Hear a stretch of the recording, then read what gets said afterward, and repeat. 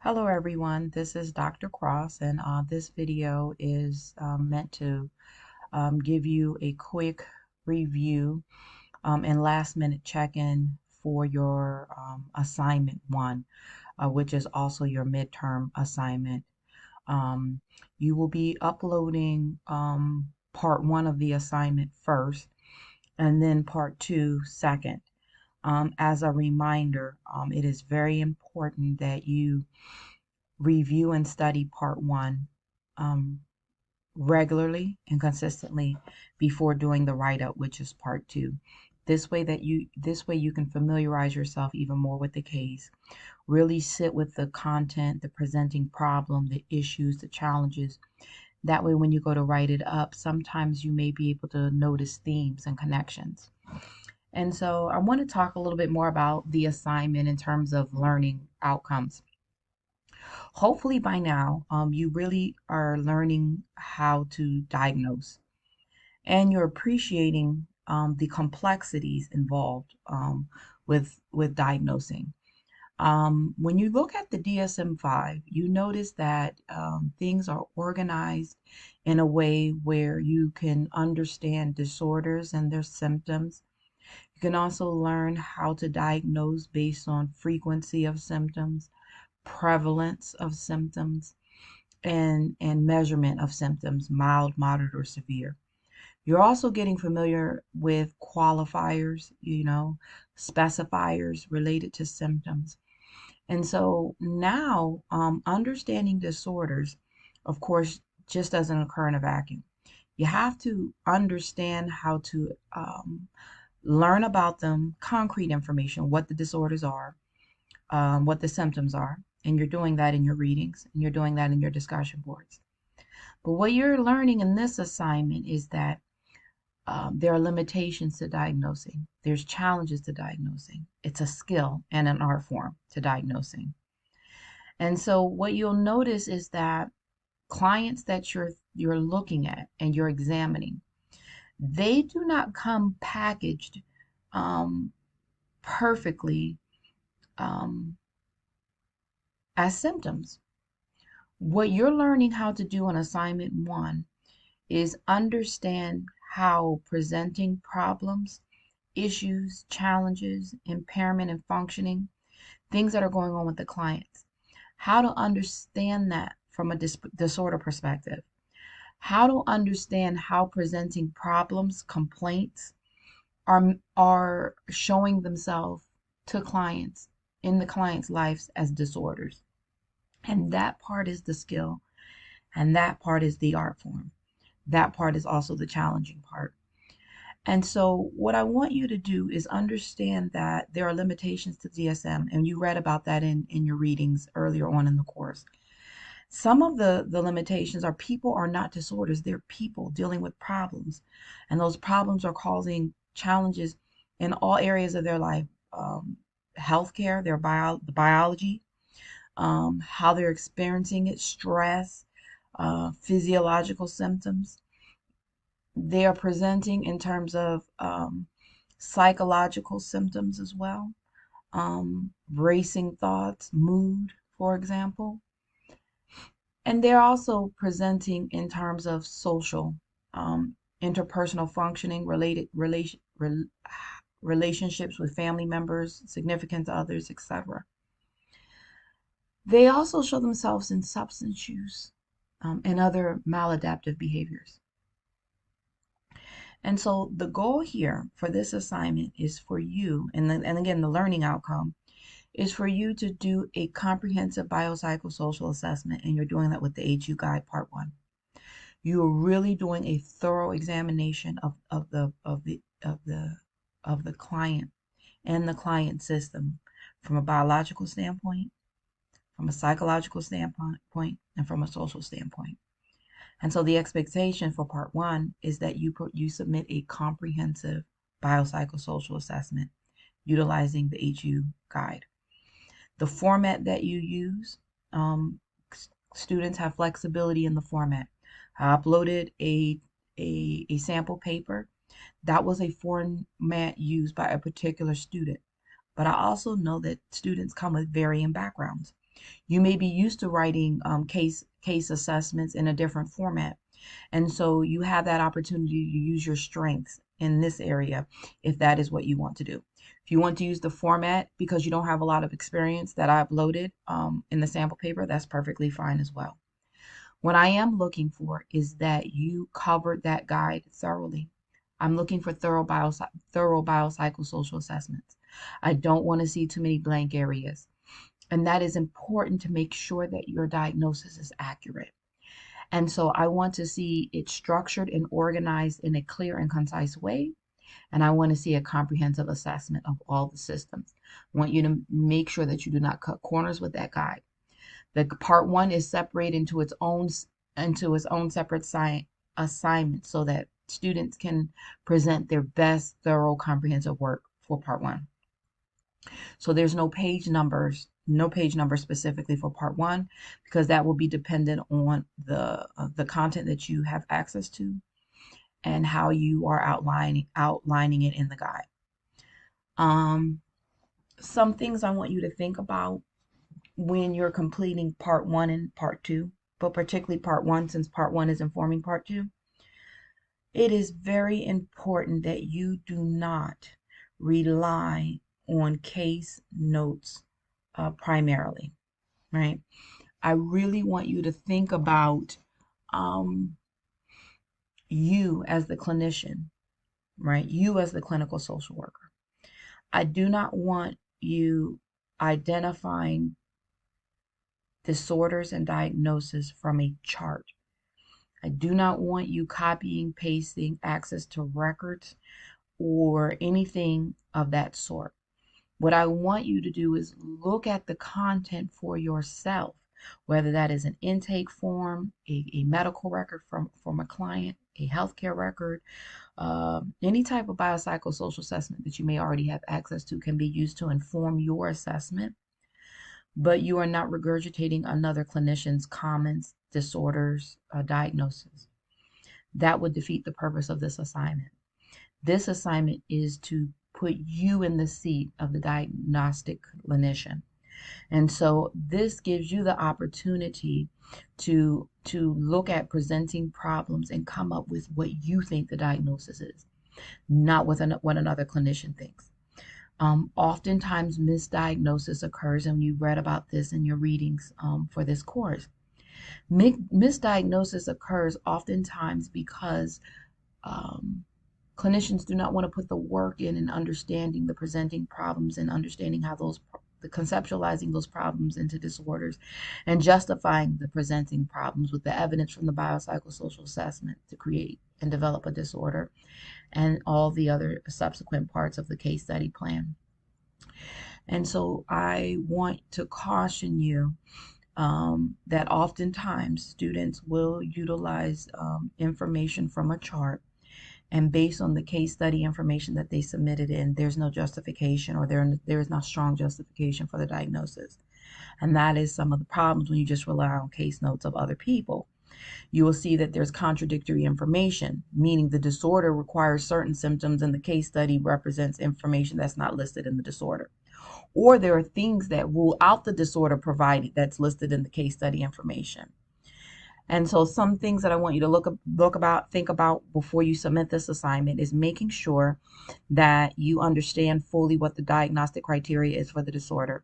Go back through the case study guide, your biopsychosocial assessment, and make sure that you can justify it either by screens that might have been completed, self-report, presenting problems, areas of functioning. Remember, think about our very first week where we talk about what is an abnormality. How do we understand abnormalities? And how do we understand how a predominant society, culture, context plays a role in what we think is normal and abnormal? Think about taking your biases out of your understanding. This isn't when we think of diagnosing, it's objective. We're really understanding the facts, the data, and the evidence, not what we think is the problem, right? Not what we consider abnormal, or even what mainstream society considers as normal and abnormal. What we're looking for is problems, concerns, risks, We're looking at impairment in functioning, evidenced by either client report or presenting problems within that client or in that client system. And we're doing this objectively. And so here I want you to come up with the diagnosis that you can justify based on the biopsychosocial assessment. Common errors students make with this assignment, again, is not writing out the full criteria for the DSM-5. Whenever you're identifying the DSM-5 disorder, you are expected to, in this course, to write out the full criteria. The reason why this is important is because sometimes students will give a disorder that doesn't qualify. But if you write out the full criteria and you understand the symptoms, prevalence, frequency, um, and and and measure the severity of symptoms, sometimes you can apply that understanding to the biopsychosocial assessment that you did with the case study guide and see more clearly on whether the client fits that or not. So write out the full criteria and then keep going back and forth to the case study and making sure that criteria is met. The DSM-5 also has areas where it says if there are certain conditions or symptoms or context that occurs, that sometimes rule out a disorder. So you want to make sure those exceptions or those limitations to the disorder is not listed in your case study. Because if it says, for example, that if a client is experiencing substance use, a disorder cannot be applied, then you need to make sure in the case study guide you're not identifying substance use because that will rule out the disorder. That's an example. The other thing you're learning here is that there are, again, limitations in the DSM-5. One is that the symptoms and the categories really help us understand what a client is suffering, and it helps us compare one client to another client. But hopefully you're starting to learn that depression can look very different. So there's the disorder and the symptoms of depression, which clients should be meeting, or whatever disorder that you're providing. But it's also, what does the depression look like in that particular client? And that could be different, for example. So there are our general understanding of what symptoms are of a disorder, but there's also unique manifestations in a particular client, and we need to understand that. And that sometimes is tricky, and that's the reason why diagnosing can be challenging, and also an art form. Because one thing that you're trying the skill that you're trying to grow with assignment one is understanding the difference in how these symptoms may present. And sometimes those differences are a variation of what you're seeing in the DSM-5. So a particular client's depression or anxiety or other disorder may be presenting very differently. So much so you're thinking it's another disorder, but it's not another disorder. It is still the root. You want to keep asking yourself why, and find the root cause of the impairment in functioning, the root cause of the mood disorder, right? And you don't want to get caught up in diagnosing a symptom for a disorder, and that is different. I oftentimes with clients and with students try to illustrate medical examples, right? A good example to think about is if I am sick, I'm running a fever, very high grade fever, 101, 102, maybe 103. I feel awful, I'm coughing. I go to the ER and they diagnose me with fever because I have 103 temperature. Fever is not a diagnosis. It's a symptom of a diagnosis. It's a symptom of a larger problem. There's something else causing me to have that fever. And so now doctors have to, again, keep asking why. The symptoms are different than the disorder, right? And so now they have to find out why I'm spiking the fever. That may be an infection, perhaps. What kind of infection? And so there are some disorders listed in the DSM-5, such as insomnia, for example. Even substance use, is listed as a disorder, a type of disorder. But you have to be clear and not take the easy way out and identifying the symptom. That's what that doctor would have done if they said, oh, she has a fever, diagnosis is fever. That's the easy way. It's more work to get to the root of the problem. And so what I want you to do in all your assignments is not to look at the glaring symptom, because sometimes symptoms can be very glaring, but they're not the disorder. And so when you're thinking about disorders that are also symptoms of other disorders, you need to rule out that it is actually a disorder that's being experienced and not the symptom. Sometimes symptoms can be so severe they look like disorders and they are not, and we need to be clear. That is why that thorough biopsychosocial assessment is needed to help tease that out. And that is the challenge with diagnosing. So, if you're completing this assignment and you're finding it challenging, you're finding it frustrating, if you're finding it too easy, that's probably problematic too. I really want you to know that you're growing your skills as a diagnostic clinician. And it is something that you grow and you develop over time. And so this assignment is supposed to be measuring that and helping support that. This is going to be a skill that you're going to need to use when you take your licensure exam and when you work in the field as well. And so again, if you're feeling a little bit uncomfortable, a little bit challenged with this assignment, that is good. That means you're learning. That means you're growing the skill that you're meant to learn in this assignment. I will be grading part one, getting the feedback back to students so that they can use that to do their write-up as well. Give you things to think about, challenging your thoughts sometimes about disorders and diagnosis. Maybe challenge your thoughts about symptoms and presentations of problems. And again, that'll support you on your journey with assignment one. There are also other things to think about when you think about DSM-5. When you're thinking about a root cause, it's usually one diagnosis, a disorder, two at the most. I will caution you to find one and stick to one. However, there has been students who's identified more than one. Please be mindful that usually skillful clinicians will identify one or two. And that if you write or identify one or two, then that means you have to make sure when you do part two, your write-up, that you are comprehensively covering two disorders, and that could be a lot. I rather focus on one and justify one, simplify it for yourself. But again, I have seen students identify two disorders and make strong justifications and write thorough, comprehensive write-ups, part two, on two or off of two disorders. And that again is perfectly fine, but I caution you with that because sometimes if there are too many disorders, you're not getting to the root cause. That also can mean that you are listing symptoms as disorders rather than disorders as disorders evidenced by the case study, okay, and the information that you're developing from the biopsychosocial assessment. So please be mindful of those multiple diagnoses. That can be problematic in many ways. And that may also be indicative that you might be outlining some symptoms, severe, if you will, symptoms as disorders. And so I hope this helps you think about checklists when you go to review your final submission of part one.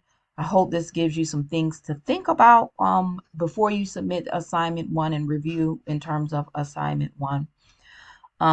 Really am expecting you all to start developing or showing me early career skills of diagnostics here. I do not expect students to submit quality of work as if you were seasoned clinician diagnosing people for many years. That is the whole point of this course, to help teach you to be better at diagnostic skills and assessments, right? And so I don't expect that. So don't overthink, but critically think. Be clear in your justification. Have confidence in your abilities, and then allow me to support your growth and your learning process with assignment one, part one, and part two. You'll have other opportunities to hone in on these skills in other assignments in this course. For instance, your group assignment for this course also requires you to diagnose. So you're just not presenting on a disorder there. You're giving some context about that disorder, meaning presenting problems of a client too. You're doing it more briefly than you're doing in part one, in assignment one. because you're doing a whole case study guide for part one. So you're doing a more brief synopsis of a client in a scenario, focusing more on clinical relevance of symptoms and evidence of symptoms, and then doing a majority of the presentation on the disorder itself. But in order to talk about a disorder, you have to talk about the symptoms. In order to talk about the symptoms, you have to give some background information on the client to be able to demonstrate what that disorder looks like, and how symptoms manifest or present in context. So again, you're going to have other opportunities in assignment number 2 and assignment number 3, to really hone in, refine those diagnostic skills, for this course. And you're also going to have more opportunities to understand disorders and how they present, through case studies, and through clinical knowledge. So I hope this helps you, when you think about your assignment, and hopefully this also gives you some key areas to think about and check before you submit the assignment. As always, thanks for your time, and I hope this video was supportive and helpful to you.